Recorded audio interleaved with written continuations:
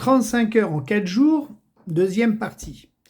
Dans cette partie, je vais vous soulever le problème du temps de travail, des horaires que vous risquez de faire. Alors, volontairement, je suis parti sur la base de 4 jours. Alors, j'ai bien vu qu'on pouvait faire 4 jours et demi ou 5 jours, une semaine sur 2. Enfin, on a plusieurs possibilités, mais moi, j'étais resté uniquement sur le fait que, comme notre Premier ministre à une époque avait dit, les 35 heures en 4 jours, c'est possible.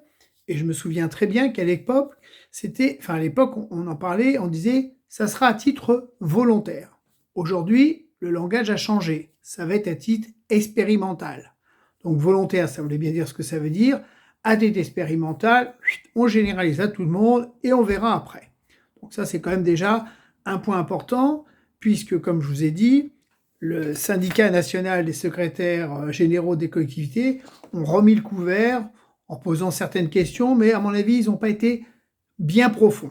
Donc, juste pour vous donner une idée quand même, si demain vous travaillez 35 heures, et là j'ai mon petit tableau, je vous le remettrai dans la vidéo, ça vous fait quand même des journées à 8h45. C'est quand même pas rien.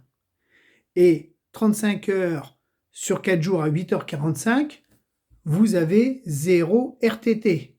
Si vous préférez, l'idée générale, c'était quand même de supprimer les RTT.